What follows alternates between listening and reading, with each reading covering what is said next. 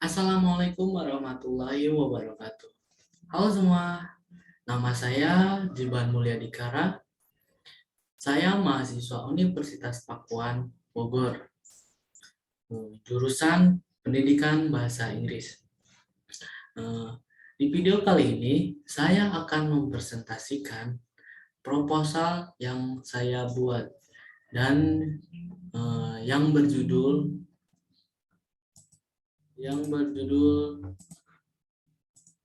proposal usaha jeli nanas. Proposal usaha jeli nanas. Atau disebut es jenas. Dan di proposal tersebut ada 3 bagian. Yang pertama, bab 1 pendahuluan, yang kedua bab 2 atau tinjauan, dan yang ketiga atau bab 3 penutup. Untuk bab 1, untuk pendahuluan, di sini ada latar belakang. Ini di proposal tersebut ada latar belakangnya, yakni ketersediaan atau minuman yang dijual di pasar sangat memperhatikan karena rata-rata minuman yang dijual di pasar rentan terhadap bahan pengawet.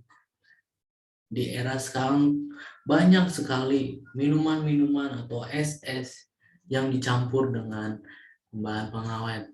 Maka dari itu saya terdorong untuk membuat minuman yang sehat, berkualitas, dan tanpa bahan pengawet untuk masyarakat. Next, ruang lingkup usaha. Nah, ini untuk ruang lingkup usaha ada 2 aspek. Yang pertama, aspek education, yakni proposal dibuat sebagai pengganti ujian akhir mata kuliah kewirausahaan.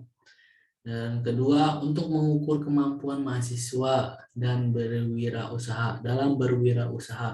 Nah, ini untuk aspek bisnis, yakni membuka lapang pekerjaan. Kedua, mencari keuntungan atau laba. Ketiga, menarik minat konsumen untuk merasakan makanan yang sudah cukup terkenal. Yang keempat, mencapai target penjualan. Yang kelima, berguna merencanakan pembangunan usaha menengah yang bergerak dalam bidang produksi sekaligus penjual minuman segar yang sehat dan bergizi. Next. Nah, di sini ada visi-misi untuk visi di usaha ini akan menjadikan es jenas ini sebagai pusat penjualan dan penguasa pasar minuman es jenas bagi masyarakat. Dan untuk misinya memberikan pelayanan terbaik dengan menjual es jenas yang sehat, berkualitas, tanpa bahan pengawet. Dan untuk analisis SWOT-nya, di sini ada 4 analisis SWOT. Yang pertama strength atau kekuatan, yang kedua weakness, kelemahan. Dan untuk strength, es jenas ini sangat lezat, berbeda dengan es yang lainnya. Dan bukan hanya rasanya saja yang lezat, namun juga mengenyangkan dan segar.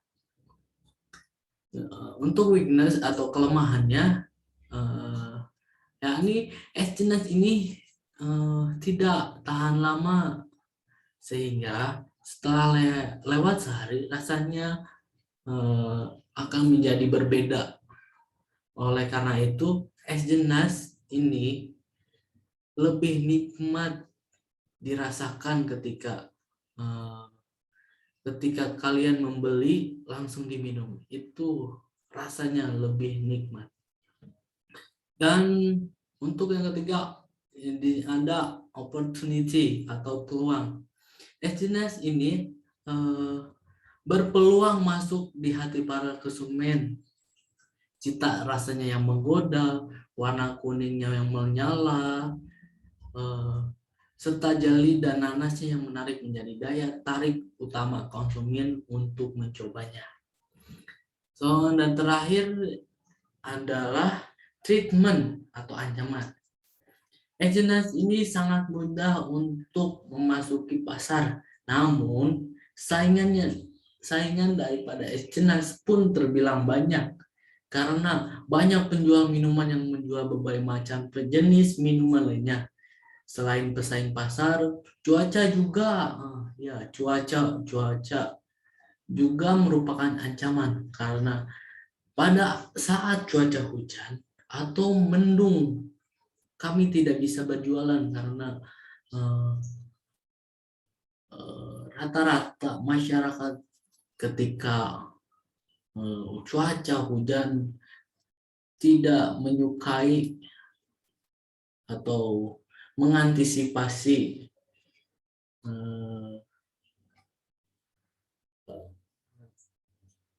rasa timbul sakit atau batuk-batuk karena es.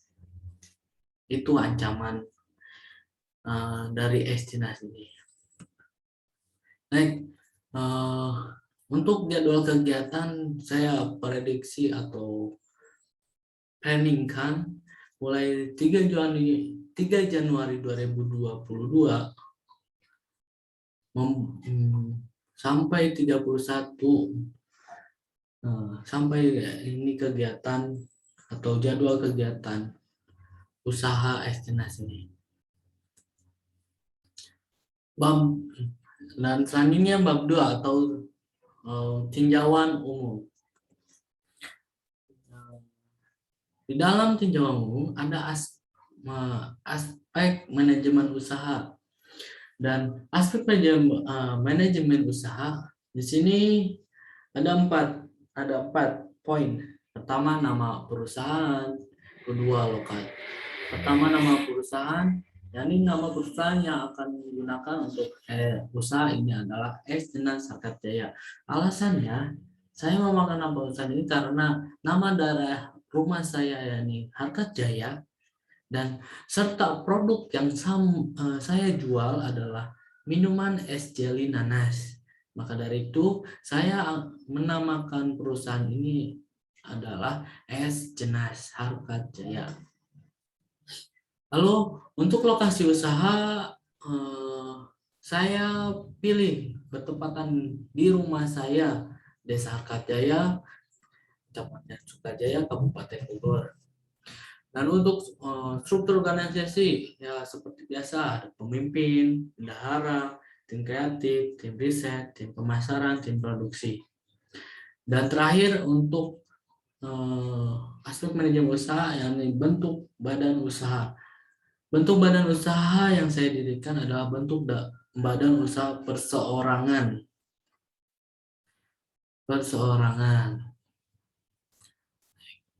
Dan selanjutnya aspek produksi. Di dalam aspek produksi ada 3 poin atau 4. Yang pertama, nama produk. Nama produk yang saya buat dan saya jual es jenas, alasan saya produksi ini adalah es yang terbuat dari campuran dari koko pandan dan buah nanas. Dan yang kedua, bahan peralatan. Bahan-bahannya ada buah nanas, jeli koko pandan, sirup nanas, gula, susu kental manis, air, es batu, dan es batu. Dan untuk yang ketiga, proses produksi. Proses produksinya ada 4 tahap. Pertama, kupas buah nanas. Bersihkan dari kulit luarnya, kemudian potong kecil-kecil berbentuk dadu. Persegi 4. Yang kedua, rebus air dan masukkan gula ke dalam air rebusan yang telah mendidih. Aduk gula hingga mencair. Kemudian dinginkan air rebusan gula. Yang ketiga, campurkan sirup nanas ke dalam air rebusan gula yang telah dingin. Campurkan juga buah nanas dan jeli koko pandannya, serta campurkan pula susu kental manis, aduk-aduk sampai semuanya menyatu. Dan terakhir, masukkan es batu sebagai penyacuknya. Ini contoh produk yang saya akan buat atau saya akan kembangkan seperti ini. Lalu aspek pemasaran. Tujuan pemasaran adalah untuk mengenalkan produk minuman kepada masyarakat sehingga masyarakat bisa tertarik dengan minuman yang kami promosikan, sehingga nilai beli konsumen bisa tinggi dan kami juga bertujuan untuk memenuhi selera konsumen yang makin hari makin meningkat. Konsep pemasarannya dan kedua konsep pemasaran. Untuk selanjutnya yakni aspek finansial. Di sini di dalam aspek finansial ada 7 poin yang saya ambil. Pertama, permodalan, yang kedua rencana anggaran biaya, dan yang ketiga harga pokok jualan, yang keempat harga pokok produk, yang kelima keuntungan yang tercapai, dan yang keenam pembuktian BEP atau dan selanjutnya laporan keuangan. Next. Dan untuk bab ketiga yakni penutup. Dari semua itu saya memiliki kesimpulan dari proposal tersebut. Yakni berwirausaha merupakan peluang mengembangkan usaha sesuai kemampuan pribadi masing-masing. Namun seorang wirausaha harus mempunyai kecakapan melihat analisis SWOT atau sehingga dapat mengembangkan usaha dengan baik, lancar, tidak menimbulkan kegagalan produksi di tengah jalan. Seorang wirausaha harus merencanakan usaha semaksimal mungkin agar usaha berkembang dengan cepat. Seorang usaha harus menjalin partner usaha dengan perusahaan yang berkompeten.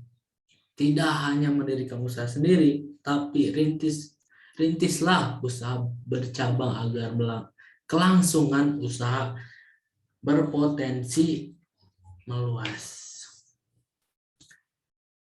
Oke, mungkin itu saja dari penjelasan atau presentasi proposal saya.